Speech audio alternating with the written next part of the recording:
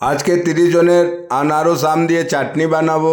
তা কড়াতে একটু ঘি দিয়ে দিলাম, একটু জিরে দিয়ে দিলাম, আর ঘি আর জিরের সাথে আনারসটাকে একটু কষিয়ে নেবো, সেন্টটা খুব সুন্দর বেরোবে। তা আপনি লাস্ট অবধি দেখতে থাকুন। এবার আনারস তো দিয়ে দিলাম, লোকে বলে আনারসের সাথে আবার আম দিতে হয় নাকি।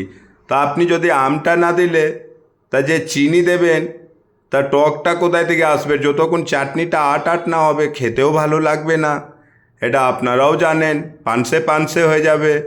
তা আপনাকে সবসময় টকের জন্যে আম বা তেঁতুল ব্যবহার করতে হবে, কাঁচা তেঁতুল। আর এখন আম পাওয়া যায় তা আমরা আমটাই দিয়ে দিই। লেবু দিলে আপনার টকটা আসবে না। তাই এটাকে আমি খুব ভালো করে শুকনো করে সেদ্ধ করে নেব।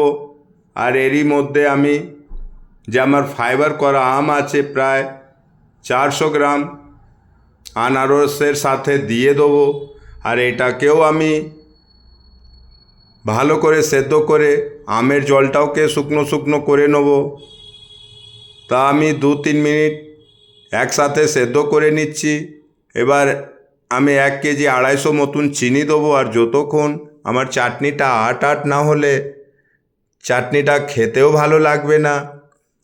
আর যদি আপনার চাটনিটা বাড়িতে করে রাখা হয় পানসে পানসে হয়ে যাবে, খুব তাড়াতাড়ি খারাপ হয়ে যাবে।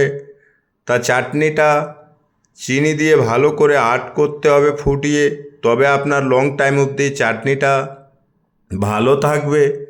তা আমার খুব সুন্দর আম আর আনারসের জলটা শুকনো প্রায় হয়ে গেছে। এবার এরই মধ্যে আমি চিনিটা দিয়ে দিচ্ছি। তা চিনিটা দিয়ে দিলাম, আর একে খুব ভালো করে নাড়বো। আর একটু নুন দিয়ে দিলাম স্বাদ মতন। তা চিনিটা থেকে জলটা বেরিয়ে খুব সুন্দর রস রস হয়ে গেছে। এরই মধ্যে একটা লেবু দিয়ে দিলাম, কিছুটা চাটনিটা গাঢ়টা কেটে যাবে, চাটনিটাও পরিষ্কার হবে।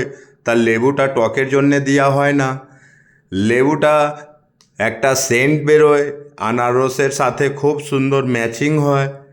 তা আমার চাটনিটা কমসে কম 7-8 মিনিট ফুটাবো, যেন আটটা ভালো করে আসে চাটনির মধ্যে, তবেই চাটনি খেতে ভালো লাগবে। অনেকজন বলেন কি না আম আনারস দিয়ে চাটনি হয়।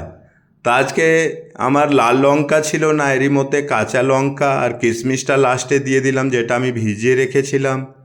তা চাটনিটা এবার আমার রেডি হয়ে গেছে। এবার একে আমি রেখে দিচ্ছি। আপনি যদি বাড়িতেও এরকম বানিয়ে, এখন আনারসের সিজন চলছে, তা একবার বানিয়ে দেখুন। যদি 1 মাস চাটনিটা আপনার বাড়িতে না থাকে তাহলে আমাকে বলবেন এইভাবে বানালে। আমি তো এইভাবেই বানাই। এবার অনেকজন আছেন অনেক রকম বানান, তা নিজে নিজে বানানোর একটা স্টাইল থাকে। তা আজকাল আমার আনারস চাটনি রেডি হয়ে গেছে।